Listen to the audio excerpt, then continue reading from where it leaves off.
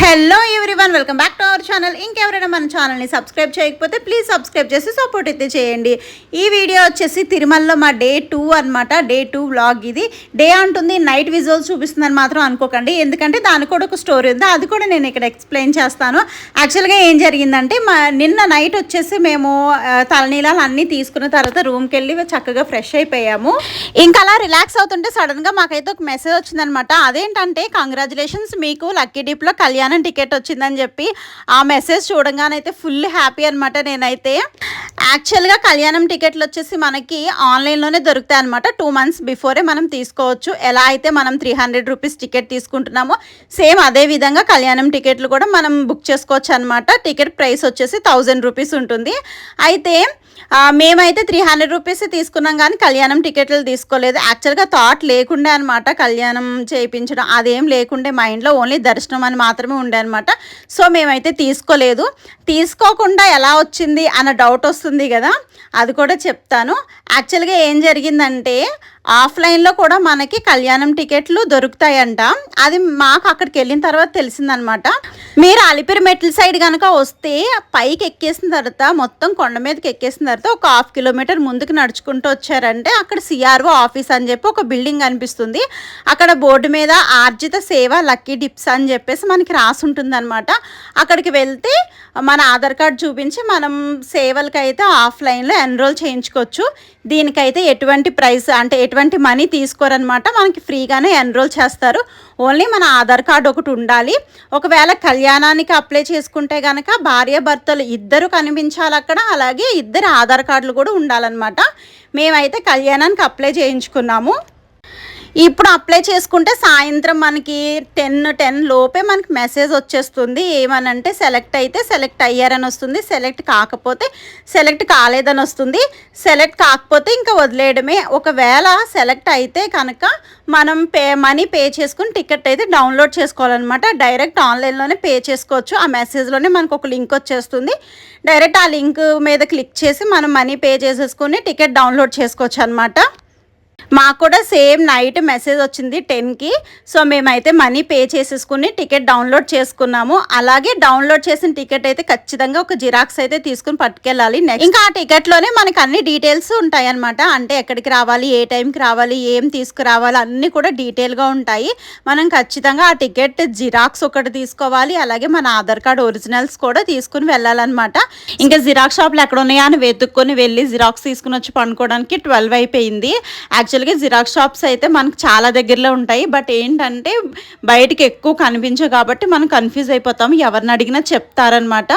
ఈ మెయిన్ గుడి ఉంది కదా, మెయిన్ గుడికి ఆపోజిట్లో కూడా ఒక జిరాక్స్ షాప్ ఉంది. మేమైతే మార్నింగ్ 9:30 కల్లా స్టార్ట్ అయిపోయాము. మాకు ఇచ్చిన టికెట్లో మార్నింగ్ 10 కల్లా రిపోర్టింగ్ చేయాలి సుపతం దగ్గర అని చెప్పేసి ఉంది. సో మేమైతే 9:30కి స్టార్ట్ అయిపోయాము. ఈ సుపతం వచ్చేసి మెయిన్ గుడికి పక్కనే ఉంటుంది, చాలా దగ్గరలోనే ఉంటుంది అనమాట. అలాగే ఒక కళ్యాణం టికెట్ మీద ఓన్లీ ఫ్యామిలీని మాత్రమే అలో చేస్తున్నారు. అంటే హస్బెండ్ అండ్ వైఫ్ అండ్ పిల్లలు అంతే, రిమైనింగ్ వాళ్ళు ఏమైనా అలో చేయట్లేదు. సో ఇంకా కొత్తగా పెళ్ళైన వాళ్ళు ఉంటారు కదా, అంటే పెళ్ళయ్యి ఒక 1 week 10 days అయిన వాళ్ళు ఉంటారు కదా, వాళ్ళకైతే ఈజీగా కళ్యాణం టికెట్స్ దొరుకుతున్నాయి. ఎలా అంటే వాళ్ళు వచ్చేసి శుభలేఖ కానీ లేదంటే కళ్యాణ లగ్న పత్రిక ఉంటుంది కదా, అది ఫొటోస్ అలాగే ఆధార్ కార్డులు ఇచ్చి ఎన్రోల్ చేయించుకోవాలన్నమాట.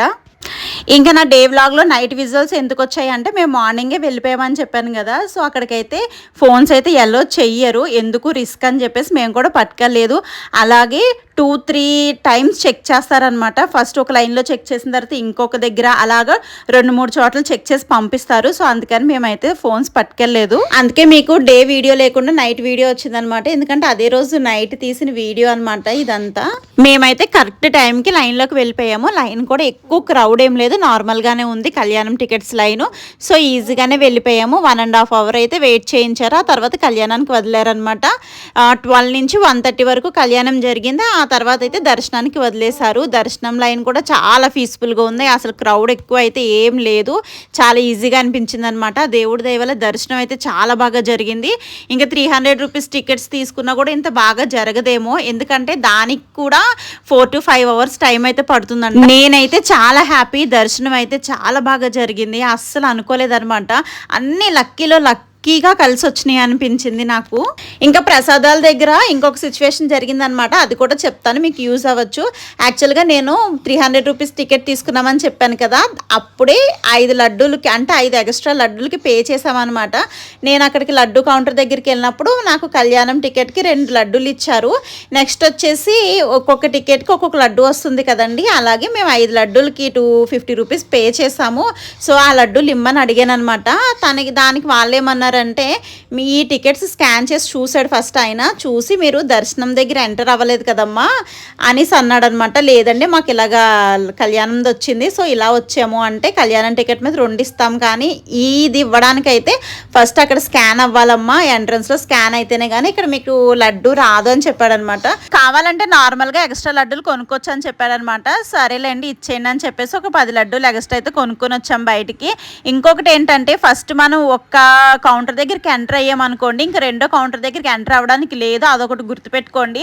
ఫస్ట్ మీరు ఏ కౌంటర్ దగ్గరికి అయితే వెళ్తారో అక్కడే మీకు ఎన్ని లడ్డూలు కావాలంటే అన్నీ తీసేసుకోవాలన్నమాట. మళ్ళీ అక్కడి నుంచి బయటకు వచ్చి మర్చిపోయాం కదా ఇంకో లడ్డు ఇమ్మని వేరే కౌంటర్ దగ్గరికి వెళ్ళినా కూడా వాళ్ళు ఇవ్వరు.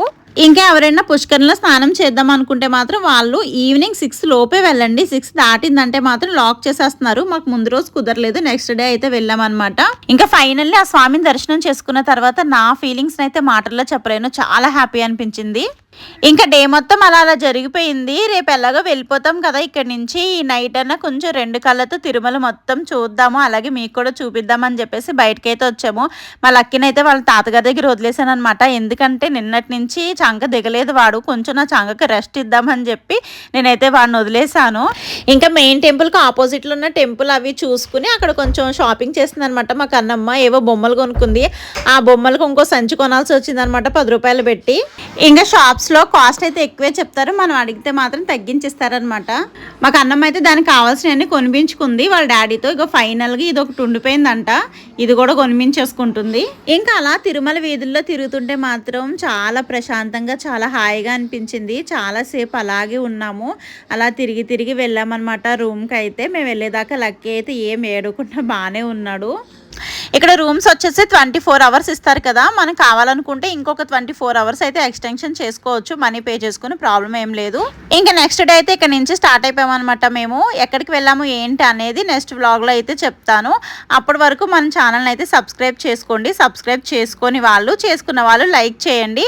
Thank you so much for watching.